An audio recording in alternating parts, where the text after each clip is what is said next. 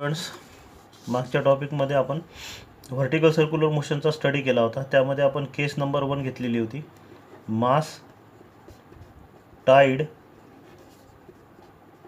To a string.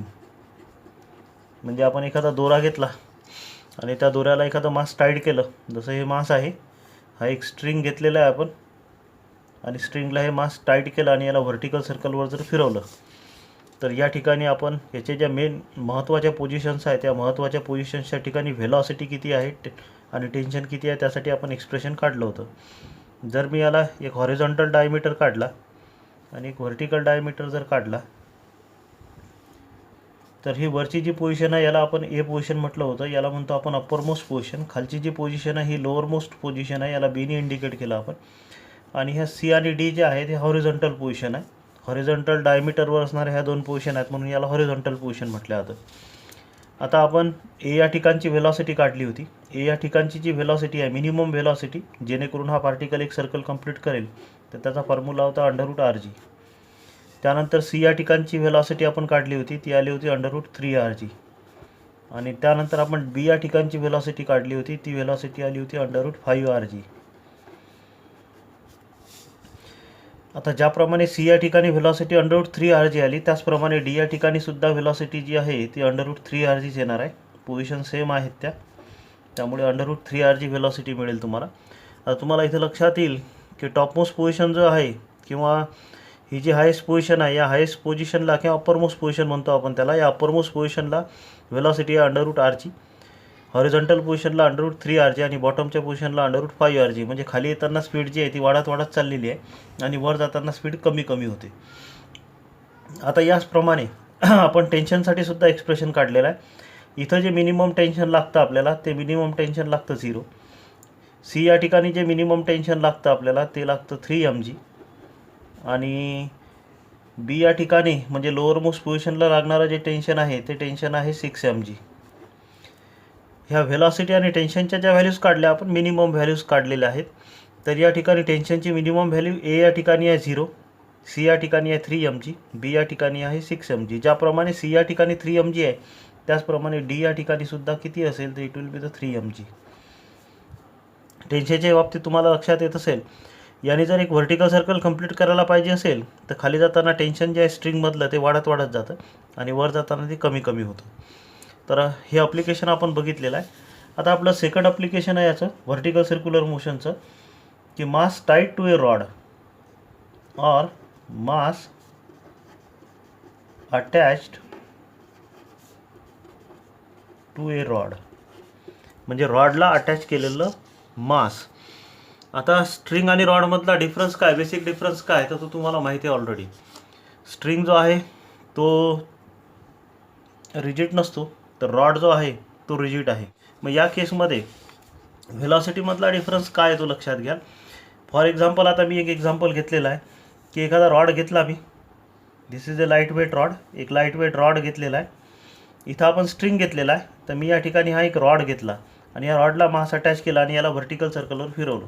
त्याच्या बाबतीतसुद्धा त्याचप्रमाणे 4 पोझिशन महत्त्वाच्या ठरतात. ही जी आहे ती अप्पर मोस्ट पोझिशन आहे, ही लोअर मोस्ट पोझिशन आहे बी. त्यानंतर इथं ही जी पोझिशन आहे ही हॉरिझॉन्टल पोझिशन आहे सी आणि डी. आता एक लक्षात घ्याल, दोघांमधला डिफरन्स ऑलरेडी मी तुम्हाला सांगितला की रॉड जो आहे तो रिजिड असतो. रिजिड असल्यामुळे त्यामध्ये स्लॅग तयार होऊ शकत नाही आणि टेन्शनची इथं काही गरज पडणार नाही आपल्याला. मग आता या ठिकाणी ए या ठिकाणची मिनिमम व्हेलॉसिटी काय असायला पाहिजे. जर या पार्टिकलनी या ऑब्जेक्टनी एक व्हर्टिकल सर्कल मोशन परफॉर्म करायची असेल तर या ठिकाणी जी मिनिमम स्पीड असायला पाहिजे एच्या ठिकाणची ती असायला पाहिजे 0. आता एच्या ठिकाणची मिनिमम स्पीड जी आहे ती 0 का गरजेची आहे. मिनिमम स्पीड आहे, कमीत कमी याच्यापेक्षा जास्त असली तर चालेल पण याच्यापेक्षा कमी नको, म्हणजे निगेटिव्हमध्ये नको.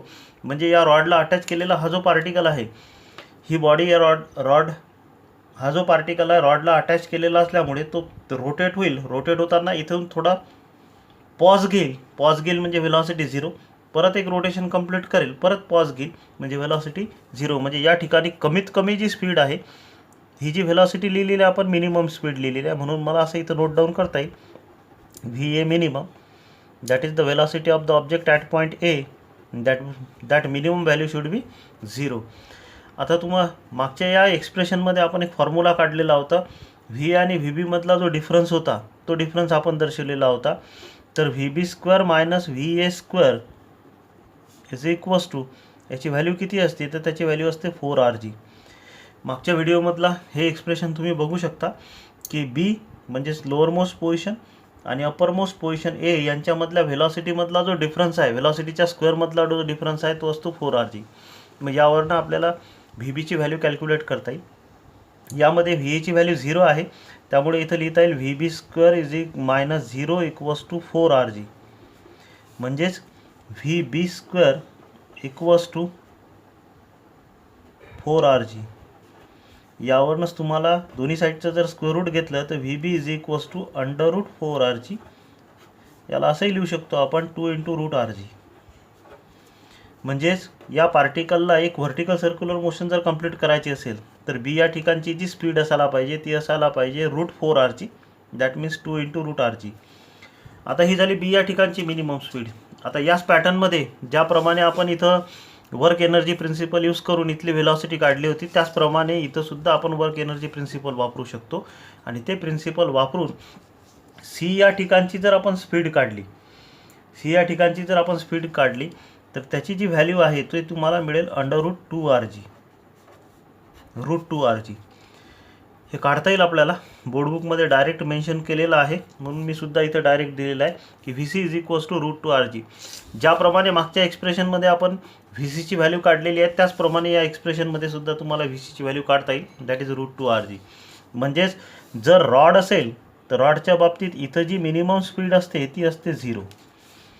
त्यानंतर बी या ठिकाणची जी मिनिमम स्पीड असते जी आत्ताच आपण काढलेली आहे तर त्याची व्हॅल्यू आहे √4RG.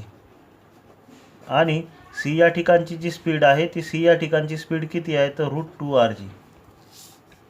या दोन्हीमध्ये कंपॅरिझन करून आपल्याला लक्षात ठेवता येईल. तर हा स्ट्रिंग आणि रॉडमधला डिफरन्स झाला एक, लक्षात ठेवाल. आणि टेन्शन जे आहे, टेन्शन ॲज युज्युअल दोघांमधला जो डिफरन्स आहे, जसं इथं दोघांमधला डिफरन्स जो आहे तो 6 mgचा आहे, त्याचप्रमाणे इथं जे टेन्शन क्रिएट होईल आणि इथं जे टेन्शन क्रिएट होईल या दोघांमधला जो डिफरन्स असेल म्हणजेच TB मायनस TAची व्हॅल्यू किती असेल तर that will be the 6 mg. तर this is the second application of vertical circular motion. Next topic आहे व्हर्टिकल सर्क्युलर मोशनचंच एक ॲप्लिकेशन आहे. जे ॲप्लिकेशन काय आहे तर vehicle at the top of convex over bridge. आणि त्या व्हेइकलच्या स्पीडसाठी आपल्याला फॉर्म्युला काढायचा आहे. म्हणजे एखादा कॉन्व्हेक्स ओव्हर ब्रिज असेल, बऱ्याच ठिकाणी उड्डाण पूल असतात, ते उड्डाण पूल जे आहेत ते कॉन्व्हेक्स असतात शेपमध्ये. मग आता कॉन्व्हेक्स असेल म्हणजे या पद्धतीचा असेल. मग ज्या वेळेला ते व्हेइकल या टॉपमोस्ट पोझिशनला येईल, व्हेइकल या टॉपमोस्ट पोझिशनला आलेला आहे, मग टॉपमोस्ट पोझिशनला आल्यानंतर याची मिनिमम स्पीड किती असायला पाहिजे जेणेकरून त्यांनी कॉन्टॅक्ट लूज करायला नको. It does not loses the contact with the bridge. ब्रिजसोबत त्यांनी कॉन्टॅक्ट लूज करायला नको. मग आता त्यासाठी काही सर्टन पहिल्यांदा फिजिकल क्वांटिटी आपण डिसाईड करू. Let R is the radius of circular orbit of vehicle. सर्क्युलर ऑर्बिटचाच एक पार्ट आहे हा. ओव्हरब्रिज जो आहे तो सर्क्युलर ऑर्बिटचाच एक पार्ट आहे, ज्यामध्ये आपल्याला याची जी सर्क्युलर ऑर्बिट आहे याची जी रेडियस आहे ती रेडियस आपण R घेतलेली आहे.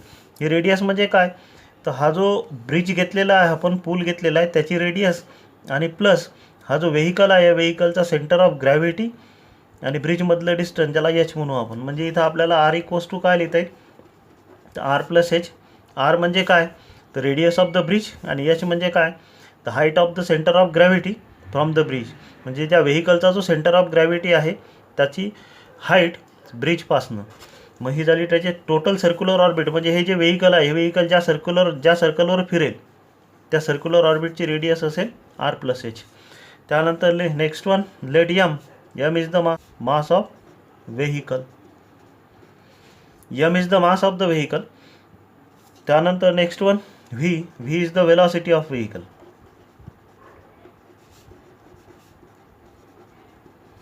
ही व्हेकलची व्हेलॉसिटी आहे, जेणेकरून ते व्हेकल सेफली मूव्ह होईल विदाऊट लुझिंग द कॉन्टॅक्ट. आपण स्पीड ब्रेकरवरनं बऱ्याच वेळा अनुभव घेतो, ज्यावेळेला आपण जोरात जर गाडी स्पीड ब्रेकरवरनं नेली तर आपली गाडी जंप करते. जंप करण्याचं कारण काय? कारण ब्रिजसारखी स्ट्रक्चर आहे. टॉपमोस्ट पोझिशनला ज्यावेळेला व्हेकल पोहोचतं त्यावेळेला ती स्पीड लिमिट क्रॉस करते आणि क्रॉस केल्यामुळे काय होतं, ती कॉन्टॅक्ट लूज करून देते आणि लूज करून जंप करून गाडी आपली पुढे जाऊन आपटते. तर त्याचं बेसिक रिझन हेच आहे की मॅक्झिमम स्पीड इथं किती असायला पाहिजे, त्यासाठी आपल्याला फॉर्म्युला काढायचा आहे. मग आता या व्हेकलवर किती फोर्स ॲक्ट होतात? There are 2 forces acting on the vehicle. पहिला फोर्स ऑब्वियस तुम्हाला माहीत आहे की प्रत्येक बॉडीचं वेट त्याचं ॲक्ट होतं जे व्हर्टिकली डाऊनवर्ड डायरेक्शनला असेल. मग या ऑब्जेक्टचं सुद्धा वेट जे डाऊनवर्ड डायरेक्शनला आहे ते खाली जाणार असेल या पद्धतीचं. आणि सेकंड जो आहे तो आहे नॉर्मल रिॲक्शन, जी आपण यांनी दर्शवतो. तर ही कशी असते, तर इट इज व्हर्टिकली अपवर्ड. ती नेहमी सरफेसला परपेंडिक्युलर असेल म्हणजेच व्हर्टिकली अपवर्ड, या पद्धतीनं नॉर्मल रिॲक्शन असेल. मग आता याची जी मोशन आहे सर्क्युलर मोशन आहे. मग सर्क्युलर मोशनला नेसेसरी आहे सेंट्रिपिटल फोर्स. मग आता इथं सेंटरकडे जाणारा फोर्स कोणता आहे नेट, तर तो आहे mg. आणि याला बॅलन्स करणारा एक फोर्स आहे n.